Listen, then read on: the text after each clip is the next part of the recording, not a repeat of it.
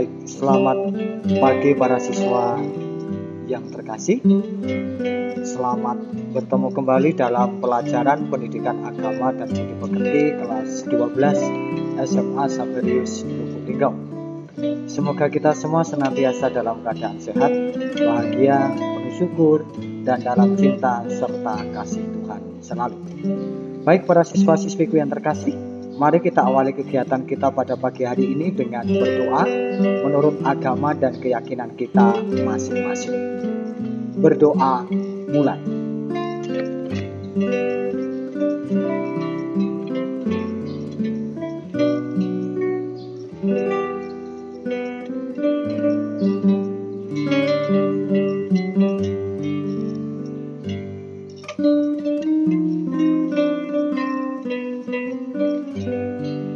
Berdoa selesai. Sekali lagi selamat pagi, selamat berjumpa kembali para siswa-siswiku yang terkasih dalam kebersamaan kita di pelajaran pendidikan agama dan budi pekerti kelas 12 SMA Saverius Lubuk Linggau. Baik para siswa-siswiku yang terkasih, dalam tugas di Google Classroom 1 minggu sebelumnya itu saya sudah men-share materi tentang dialog dan kerjasama antar umat beragama. Di situ saya sedikit memberi pengantar berkaitan dengan hal itu. Nah, saat ini sebagaimana yang sudah saya utarakan 1 minggu yang lalu dalam literasi kita di materi pelajaran pendidikan agama dan budi pekerti, saat ini kita akan mendalami materi berkaitan dengan dialog dan kerjasama antar umat beragama sebagai bagian dari materi kita di bab 3 di kelas 12 ini. Nah, di materi tentang dialog dan kerjasama antar umat beragama ini nanti akan terbagi menjadi 3 poin, 3 bagian, di mana di dalamnya intinya kita akan mendalami bagaimana kekasan agama-agama di Indonesia dan kemudian bagaimana upaya untuk menjalin dialog dan kerjasama antar umat beragama itu. Nah, 1 minggu yang lalu itu saya sudah memberikan literasi materi berkaitan dengan kekasan agama-agama di Indonesia. Nah, di mana bagian 1 itu dulu sebelumnya sudah saya beri judul di situ kekasan agama-agama di Indonesia. Dan di situ bisa kita melihat bagaimana realitas keberagaman dari masing-masing agama yang ada di Indonesia, dari agama Kristen, Katolik, Islam, Hindu, Buddha, Konghucu, dan juga beberapa aliran kepercayaan yang ada di negara kita di Indonesia. Nah, pada poin ini kita juga akan secara khusus mendalami membahas materi tentang kekasan agama-agama di Indonesia itu. Nah, baik siswa-siswiku yang terkasih dalam Tuhan, untuk mendalami materi ini coba kita lihat ilustrasi pengantar yang sudah saya sampaikan juga sebelumnya. Dalam diktat yang sudah kalian pegang dari yang sudah saya sharekan seminggu sebelumnya, di situ ada tertulis seperti ini di bagian pemikiran dasar atau di bagian pengantarnya. Seringkali terjadi gesekan atau pertikaian antar sekelompok umat beragama di Indonesia oleh karena ada rasa curiga satu terhadap yang lain. Di beberapa wilayah tertentu terjadi kekerasan baik secara fisik maupun psikis terhadap umat beragama lain. Bahkan ketika mereka sedang melakukan ritual keagamaan yang sejatinya tidak dilarang oleh siapapun, termasuk institusi negara. Negara menjamin setiap warga negara untuk menjalankan ibadat sesuai agama dan keyakinannya. Setiap pemeluk agama dari agama apapun diharapkan menghormati keyakinan pemeluk agama lain, karena semua agama mengajarkan nilai-nilai persaudaraan dalam kehidupan bersama. Itu catatan awal yang sudah saya berikan di dekat sebelumnya. Nah, maksud dari sini ialah bahwa ketika dalam realitas kehidupan ini pada masa sekarang dan juga selama kita menjalani proses kehidupan ini, sering terjadi kita melihat di berita-berita bahwa ada pertikaian kelompok umat beragama, ya. Kemudian rasa curiga satu terhadap yang lain. Lalu bahkan terjadi peristiwa pengeboman tempat ibadah, perusakan tempat ibadah. Nah, dan beberapa hal-hal lain lagi yang bisa kita cermati sendiri dari media yang ada, melalui berita yang ada.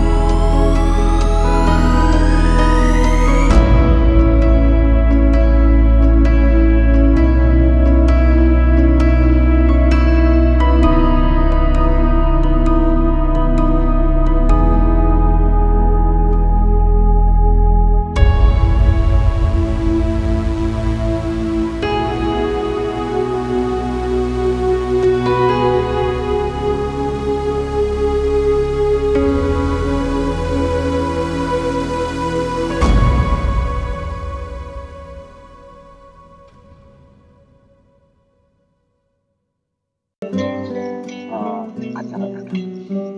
Tetapi yakinlah bahwa dalam ajaran agama tidak mengajarkan adanya perusakan, tidak mengajarkan adanya perpecahan, tidak mengajarkan adanya permusuhan.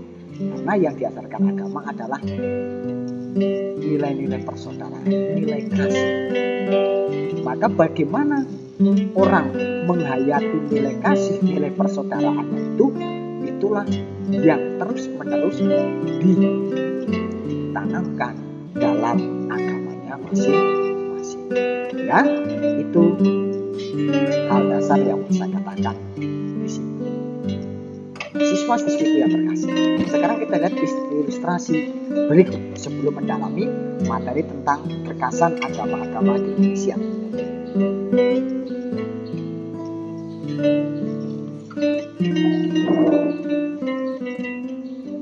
Coba perhatikan gambar di bawah ini. Gambar ini ya, gambar di bawah ini. Ini adalah gambar segitiga, bukan gambar segitiga, gambar hati ya, gambar kopi-kopi ya. Mungkin ya sekarang lagi masuk ke masa Valentine, jadi saya mau memasuki masa Valentine, jadi saya berikan gambar hati Ini adalah gambar satu hati yang warnanya adalah biru, ya, satu warna.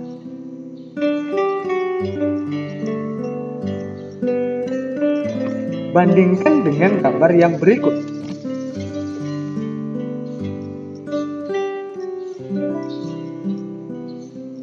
Sama-sama gambar hati, tetapi bedanya di sini adalah ada aneka warna. Ada merah, ada merah jingga, ada ungu, ada hijau, ya. Kemudian ada biru, ada kuning, ada putih dan lain sebagainya yang bisa kita lihat di sini. Sama-sama merupakan gambar hati bandingkan dengan yang di sini. Tetapi di sini ada aneka hati dan juga dengan aneka warna.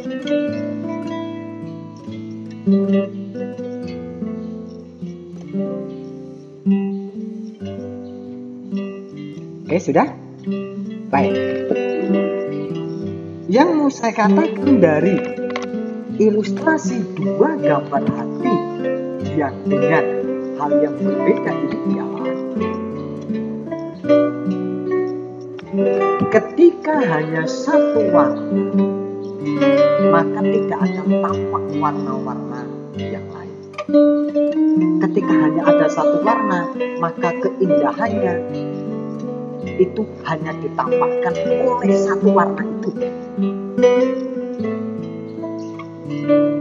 Tetapi ketika dengan aneka warna, maka keindahannya ini tidak hanya ditampakkan oleh satu warna itu, tapi juga ditampakkan oleh warna-warna yang lain.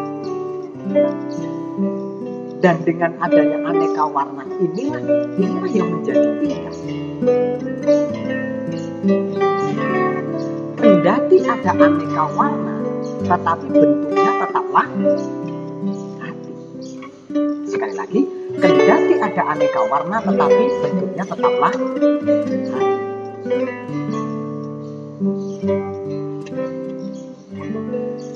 Hal ini, ilustrasi ini, bila kita bandingkan dengan realitas kekasan kehidupan agama di Indonesia di tempat kita masing-masing, dengan realitas sekarang yang juga kita alami, di mana bahwa kalian dalam satu kelas 12 IPA, 12 IPS 1, 12 IPS 2, di situ kalian hidup dalam satu kelompok kelas dengan juga aneka latar belakang termasuk aneka agama.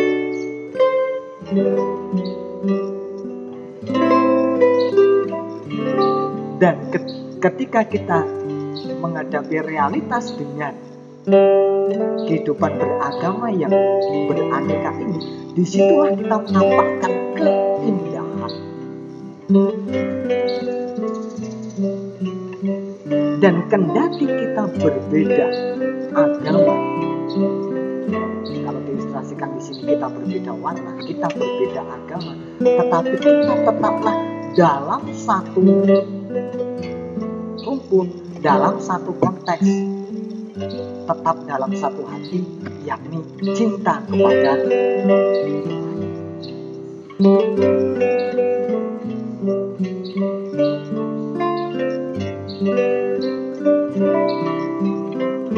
Maka siswa-siswi yang terkasih, sebagai umat beragama, kita tetap harus berpegang pada keyakinan kita masing-masing, sebagaimana yang saya tunjukkan di satu hati ini.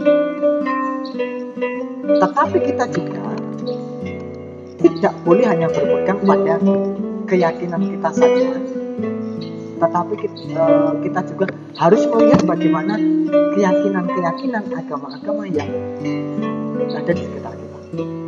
Karena apa? Kita semua memiliki satu tujuan, yaitu cinta kepada Tuhan, cinta kepada Allah. Dan ketika kita berada dalam satu rumpun bersama, cinta kepada Tuhan, cinta kepada Allah, inilah realitas keindahan kita sebagai umat beragama. Dan ketika kita sudah menyadari bagaimana indahnya keberagaman, bagaimana indahnya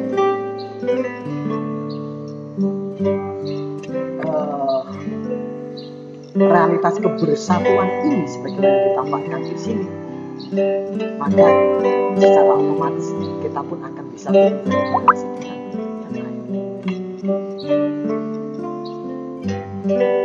Ingat, kita memang memiliki iman dan keyakinan yang berbeda, tetapi kita tetap satu tujuan, tetap satu dalam cinta, yakni cinta kepada Tuhan. Itu harus kita miliki.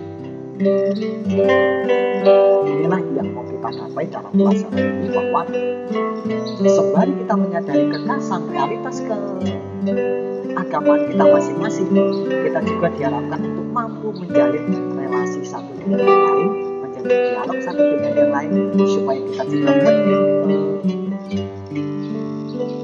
mampu menunjukkan keindahan kita sebagai umat beragama.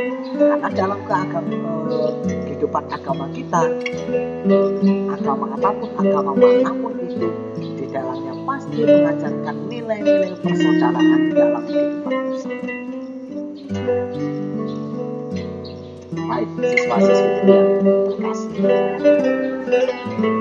ini sejenak ilustrasi berkaitan dengan kekasan agama di Indonesia dan bagaimana upaya kita untuk bisa menjalin relasi satu dengan yang lain.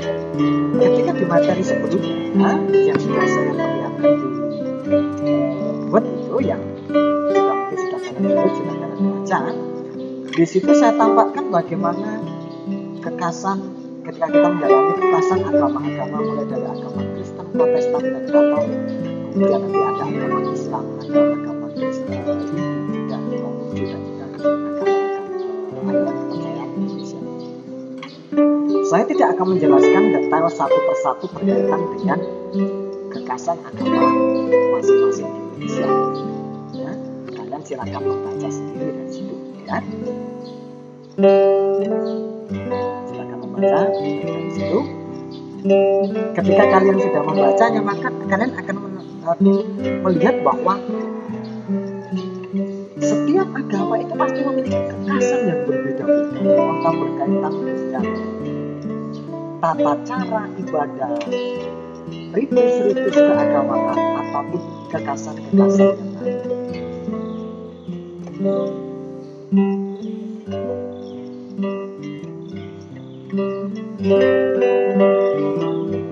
Dalam suatu agama, misalnya kita contohkan dalam agama yang dengan satu rukun yang dinamakan Kristen, itu ada Kristen Protestan dan Kristen Katolik, di mana di dalamnya kalau kita membaca di sini ada kekasan tersendiri yang membedakan antara Kristen Protestan dan Kristen Katolik. Kendati demikian, Kristen Katolik dan Kristen Protestan juga kendati berbeda juga, tetap dalam satu hati, satu keyakinan akan cinta kepada Tuhan. Dalam agama Islam ada kelompok, misalnya di Indonesia ada Islam NU, Islam Muhammadiyah. Itu bukan bermaksud untuk memisahkan, tetapi untuk menyatukan dengan kekasan. Ada kekasan tersendiri yang ada dalam kelompok NU, ada kekasan tersendiri yang ada dalam kelompok Muhammadiyah. Tetapi kekasan itu, meskipun kekasan seperti itu, tetap mereka dalam satu keyakinan akan cinta kepada Tuhan dengan konteks dengan nabi yang sama, dan dengan nabi yang sama, dengan meyakini kitab yang sama. Dalam agama Hindu, dalam agama Buddha, kita melihat misalnya realitas kita ada misalnya agama Vihara Buddha Maitreya, Vihara Buddha Indonesia,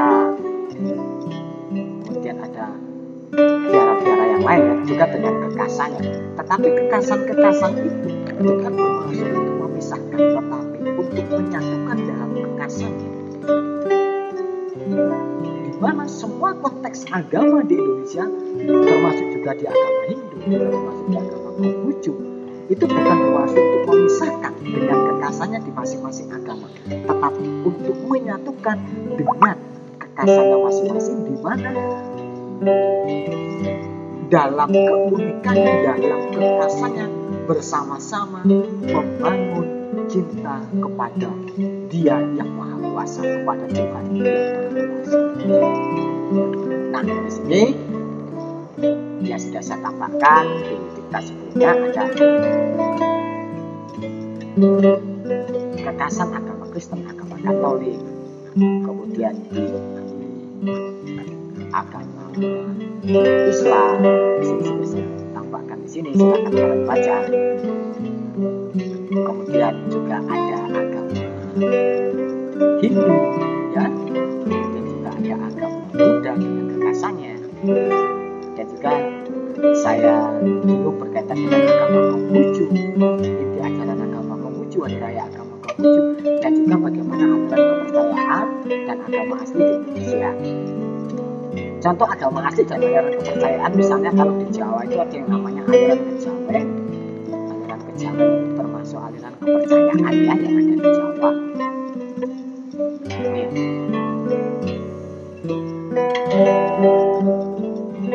Kemudian ada beberapa contoh agama asli di Indonesia yang saya tuliskan di sini.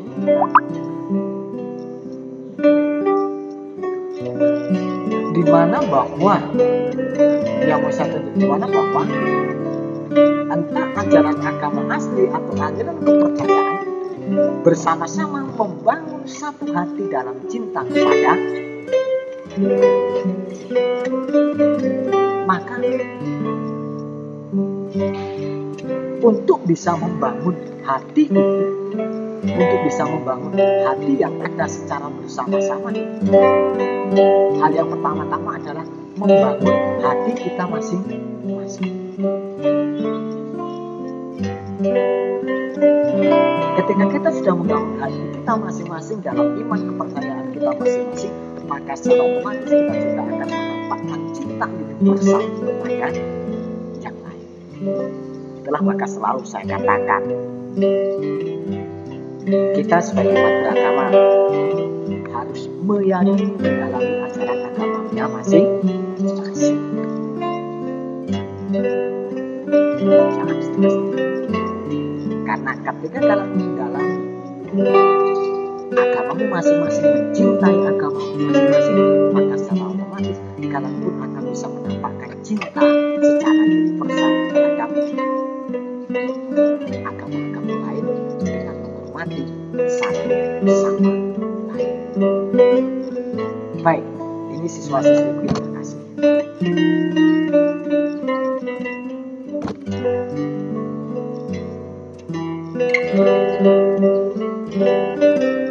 Terakhir yang saya katakan dari materi hari ini, saya ini poin yang ketiga ya.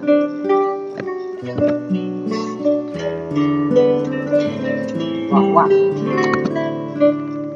dalam kehidupan sehari-hari kita sebagai bagian dari umat beragama harus berusaha mewujudkan hubungan dan kerjasama dengan umat beragama lain demi terciptanya kehidupan yang damai, adil, dan sejahtera. Mengapa kita perlu menciptakan kehidupan yang damai, adil, dan sejahtera? Hal ini tidak lain karena setiap agama dari kita masing-masing itu mengajarkan nilai-nilai persaudaraan dalam kehidupan bersama sesuai dengan konteks agama kita masing-masing. Sekali lagi, semua agama mengajarkan nilai-nilai persaudaraan dalam kehidupan bersama. Karena mengajarkan nilai-nilai persaudaraan dalam kehidupan bersama, maka mari kita ciptakan cinta kepada Tuhan dalam konteks agama kita masing-masing dengan saling menghargai, dengan saling bekerja sama satu dengan yang lain, umat beragama lain, supaya kehidupan yang damai, adil, dan sejahtera ini tercipta di tempat kita masing-masing. Karena ketika kehidupan yang damai, adil, dan sejahtera ini tercapai, maka disitulah tampak cinta Tuhan kepada, maka disitulah tampak bagaimana cinta kita sebagai manusia kepada Tuhan secara universal.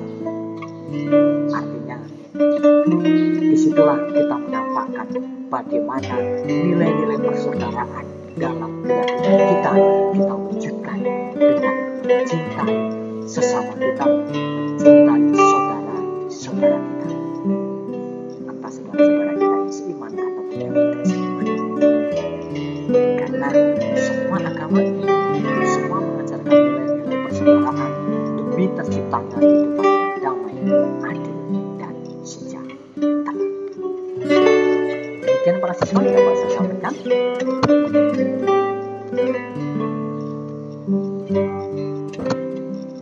Dan sekarang kita akan masuk dalam pendalaman materi seperti tugas kita ya. Baik, pendalaman materi atau tugas kita adalah 1. Buatlah suatu doa yang intinya adalah mengungkapkan niat-niat yang akan kamu lakukan secara konkret untuk semakin memperdalam dan memperteguh iman. Buatlah suatu niat untuk memperdalam dan memperteguh iman, keyakinan. Misalnya, saya yang selama ini malas untuk berdoa, saya berniat untuk mengaji Al-Quran. Saya yang selama ini malas membantu orang tua, akan berniat untuk membantu orang tua. Saya yang selama ini tidak mau untuk membaca kitab suci, saya juga akan mau membaca kitab suci, misalnya, dan lain sebagainya. Artinya, bagaimana upayamu secara pribadi untuk semakin memperdalam dan memperteguh iman. Setelah kamu buat niat-niat itu, kalau bisa buatlah niat secara tertulis ya. Buatlah niat-niat secara tertulis, tulislah itu. Setelah kamu membuat niat-niat untuk memperdalam dan memperteguh imanmu, lalu doakanlah apa yang sudah kamu tulis tersebut sesuai dengan agama masing-masing. Setelah kamu membuat niatmu itu bawakan dalam doa supaya diberkati, supaya niat-niat juga itu mendapat kekuatan dari Tuhan yang berkuasa. Ya, maka setelah pertama kali niat akan dilakukan secara tertulis, kemudian doakan apa yang sudah kamu tulis tersebut sesuai dengan agamanya masing-masing, sesuai dengan agama masing-masing. Kemudian bagaimana dengan pengumpulannya? Nah, ini dia. Tugas ini tidak perlu dikumpulkan atau dikirimkan kepada saya. Tidak perlu dikumpulkan, tidak usah dikirimkan kepada saya. Tugas ini hanya perlu Anda lakukan dan pertanggungjawabkan kepada maka pertanggungjawaban dalam hal ini itu bukan pertanggungjawaban kepada saya, tetapi kepada sesuai dengan keyakinan masing-masing, sesuai dengan iman masing-masing. Ya, maka pertama-tama pertanggungjawabannya bukan kepada saya, tetapi kepada Tuhan. Lakukan dan kemudian apa yang sudah kalian tuliskan tadi, tuliskannya, bawakan dalam doa. Ketika kalian sudah bawakan dalam doa, maka kalian sudah bertanggung jawab kepada Tuhan, dan tinggal kalian bagaimana untuk mewujudkan niat-niat itu dalam kehidupan konkret kalian masing-masing. Hasil dari niat itu bukan saya yang melihat, tetapi diri sendiri dalam bertanggung jawabannya kepada Tuhan. Karena ketika kita berani mempertanggungjawabkan kita kepada Tuhan, dan kita berarti kita berani menunjukkan cinta kita kepada Tuhan. Ketika kita sudah berani menunjukkan cinta kita kepada Tuhan, nanti kita juga nanti akan bisa menunjukkan cinta kita, tanggung jawab kita kepada sesama. Demikian yang dapat saya sampaikan. Terima kasih. Dan mari kita akhiri kegiatan kita pada pagi hari ini dengan berdoa menurut agama dan keyakinan kita masing-masing. Berdoa.